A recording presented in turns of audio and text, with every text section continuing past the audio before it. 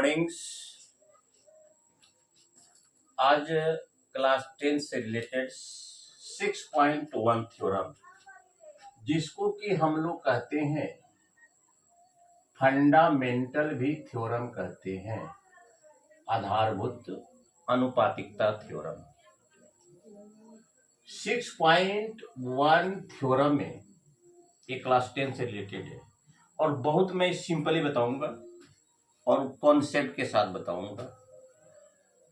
और थ्योरम ऐसा चीज है, तोते की तरह रट्टूमल करने से नहीं होगा। आपको इसको बेसिकली कंस्ट्रक्शंस, इसके इमेज को, इसके कॉन्सेप्ट को समझना होगा। थेल्स ने क्या कहा था? थेल्स ने क्या कहा था? एक ट्रेंगल लिया जाए और ट्रेंगल लेने के बाद आपको करना है क्या? किसी भुजा के पैरेलल एक लाइन खींच दीजिए। किसी भुजा के पैरेलल एक लाइन खींचिए। मान लेते हैं यह फर्स्ट साइड है, यह सेकंड साइड, यह थर्ड साइड है। इसको हम थर्ड साइड ही मानकर चलते हैं। थर्ड साइड के पैरेलल एक हम लाइन खींच दिए। इसको इंटरसेक्ट कर रहा है डी पर, इसको कर रहा है ई पर। तो थेल्स ने कहा था कि अगर हम लोग दोनों इंटरनल लाइन सेगमेंट को एडी और डीबी, ये इंटरनल लाइन सेगमेंट हुए, अगर स्केल से मापकर, इधर भी स्केल से मापकर अगर उसको हम लोग ओपन में लिखें, रेशियो में लिखें, दोनों का रेशियो बराबर है, भले ही उसका मेजरमेंट कुछ भी हो। उसने कहा था एडी बटा डीबी और हर हालत में एई बटा ईसी होगा। उसका मेजरमेंट कुछ भी हो, उससे आपको मतलब नहीं है। जैसे मान लिया जाए ये आया 2 cm, ये आया 4 cm, तो 2/4 हो गया। ये आया 8, ये आया 16। तो अंत में दोनों स्टैंडर्ड फॉर्म में आएंगे तो 1/2 ही दिखाएंगे। इसी संदर्भ में ऐसा उसने कहा था। तो सबसे पहले दोनों तरफ परपेंडिकुलर नहीं डालेंगे। हम लोग ज्योमेट्री में जो भी परिवर्तन करते हैं उसको कंस्ट्रक्शन करते हैं। तो सबसे पहले हम ए बी पर लंब डालते हैं।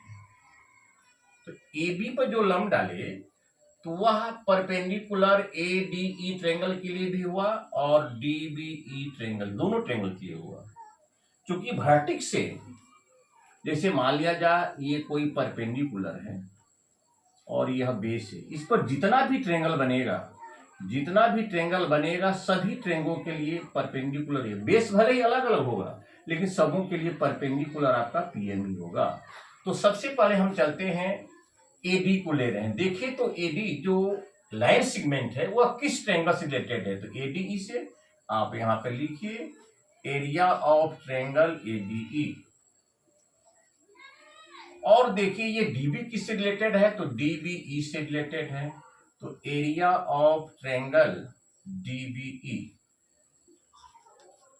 अब इसका भाई एरिया ऑफ द ट्रेंगल्स 1/2 गुना बी गुना एच। तो एडीई के लिए बेस कौन होगा? तो परपेंडिकुलर वर्टेक्स से जिस कॉरस्पॉन्डिंग साइड पर गिरता है वह उसका बेस होगा। तो 1/2 बेस हो गया एडी, ऊंचाई हो गया ईएम। और 1/2 इस ट्रेंगल के लिए बेस तो अलग होगा लेकिन परपेंडिकुलर वही होगा क्योंकि दोनों का वर्टेक्स पॉइंट एक ही है।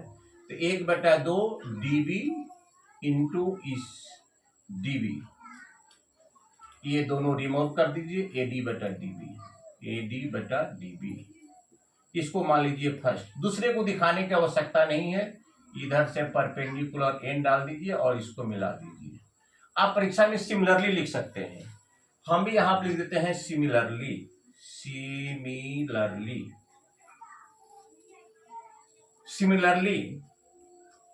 Area of triangle ADE open area of triangle DEC, चूंकि इसी इस ट्रेंगल से रिलेटेड है। एरिया ऑफ ट्रेंगल डीईसी बराबर एई बटा ईसी। इतना तो मैंने कर डाला। अब देखिए इसका नोमिनेटर और इसका नोमिनेटर बराबर है, दोनों का नोमिनेटर बराबर है। लेकिन डिनोमिनेटर अलग अलग है, इसलिए यह दोनों कीमत आपस में बराबर नहीं होगा, दोनों रेशियो आपस में बराबर नहीं होगा। लेकिन अगर इस डिनोमिनेटर को हम बराबर कर दें तो रेशियो ही बराबर होगा। तो आपको पता है कि ट्रायंगल DBE और ट्रायंगल DEC सेम बेस पर है, सेम बेस आपका DE है, सेम बेस DE है और सेम पैरेलल लाइन आपका क्या है, DE पैरेलल BC। इसलिए दोनों का एरिया आपस में क्या होगा, बराबर होगा। दो ट्रायंगल यदि सेम बेस और सेम पैरेलल लाइन के बीच में स्थित हैं तो एरिया के दृष्टिकोण से दोनों ट्रायंगल बराबर होते हैं। इसलिए area of triangle ADE, area of triangle DBE बराबर एरिया ऑफ ट्रायंगल DEC। ये दोनों ट्रायंगल का एरिया बराबर हो गए। तो अब देखिए, इसके जगह पर आप इसका नाम लिख सकते हैं, इसके जगह पर इसका नाम लिख सकते हैं। तो नोमिनेटर भी बराबर हो गया, आपका डिनोमिनेटर भी बराबर हो गया, तो ये दोनों रेशियो बराबर हो जाएगा। तो आप लिखेंगे थर्ड, सेकेंड और थर्ड से साबित हुआ AD बटा DB बराबर AE बटा EC, प्रूव्ड। तो डियर स्टूडेंट्स, मैं एक बार और शॉर्ट बता रहा हूं। थेल्स ने कहा था किसी त्रिभुज में तीसरी भुजा के समांतर कोई रेखा खींची जाए तो अन्य दो भुजाएं एक ही अनुपात में विभाजित होगी। तो आपका L जो है BC के पैरेलल है, यह L AB को D पर, AC को E पर काटता है। तो साबित करना है AD बटा DB बराबर AE बटा EC।